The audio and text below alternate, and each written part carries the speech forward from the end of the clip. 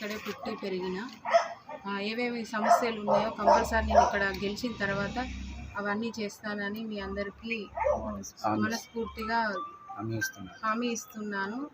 నన్ను ఇక్కడ అధిక మెజారిటీ గెలిపిస్తే కంపల్సరీగా ఇక్కడ ఏమేమి సమస్యలు ఉన్నాయో అవన్నీ నేను చేసి చూపిస్తాను. గండ్ర సత్తన్న ఆధ్వర్యంలో, రాజేందర్ అన్న ఆధ్వర్యంలో మీకు ఏమేమి సమస్యలు ఉన్నాయో, కోతులు కానీ, బతుకమ్మ గ్రౌండ్ కానీ, సీసీ రోడ్లు కానీ, కాలువలు కానీ, ఏ సమస్యలు ఉన్నా సరే నేను ఇక్కడే పుట్టి పెరిగినా కాబట్టి నేను ఇక్కడే ఉంటా, ప్రజలకు సేవ చేసుకుంటా. కంపల్సరీ జవహర్ కాలనీని నేను అభివృద్ధి చేసుకుంటానని హామీ ఇస్తున్నాను. కాలనీలో సమస్యలు చాలా ఉన్నాయి. మేము గెలిచిన తర్వాత కొన్ని సమస్యలు ఉన్నాయి చాలా.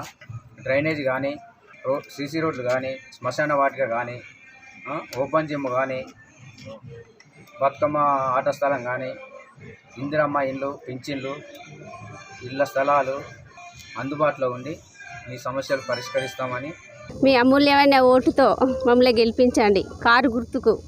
8వ వార్డు ప్రజలందరికీ నా యొక్క నమస్కారములు.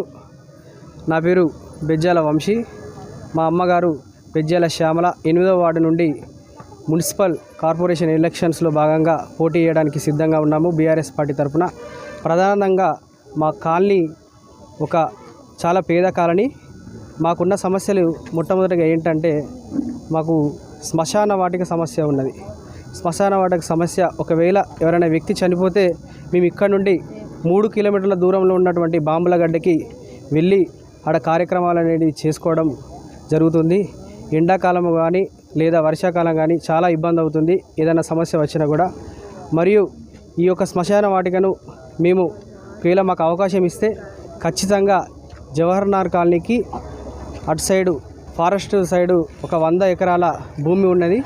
ఆ భూమిలో ప్రభుత్వం మీదుగా ఒత్తిడి తెచ్చి స్థానిక ఎమ్మెల్యే గారిని కోరుకుంటూ ఒక శ్మశాన వాటిక తెస్తాము. మరియు ఇక్కడ స్త్రీలు ఆడుకోవడానికి బతుకమ్మ స్థలం కూడా లేదు. 5 లైన్లు ఉంటే 5 లైన్లలో అక్కడ కొంతమంది ఆడుకుంటున్నారు. ఈ యొక్క బతుకమ్మ స్థలాన్ని కూడా ఖచ్చితంగా పర్మనెంట్గా ఉండేటట్టు ఒక స్థలాన్ని కూడా కేటాయిస్తాము.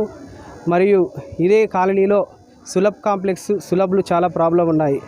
ఎందుకంటే ఇప్పుడు చిన్న పైప్ లైన్లు ఉండడం వల్ల ఎక్కడ డ్రైనేజ్ అక్కడే లీక్ అయ్యి చాలా దుర్గంధ వాసన వస్తుంది. దీనికి ప్రజలు కూడా చాలా ఇబ్బంది పడుతున్నారు. ఇట్టి పైప్ లైన్ కూడా ఖచ్చితంగా మళ్ళీ రిపేర్ చేసి పర్మనెంట్గా ఉంచుతామని మేము తెలియజేస్తున్నాము. ఇంకొకటి అంటే ప్రధానంగా కాలనీలో కోతుల సమస్యలు ఉన్నాయి. ఈ కోతులకు ఒకవేళ కోతులను ఎలా నిర్మించాలనేది ఒక పక్కా ప్రణాళిక మా దగ్గర ఉంది. ఎందుకంటే నేను ఒక విద్యావేత్తను, చదువుకున్న వాళ్ళము, ఇదంతా మనకు తెలుసు. కాబట్టి కోతులను కూడా ఖచ్చితంగా జవహర్ నగర్ కాలనీలో పూర్తి స్థాయిలో నిర్మించడానికి నేను ఖచ్చితంగా సిద్ధంగా ఉన్నాను.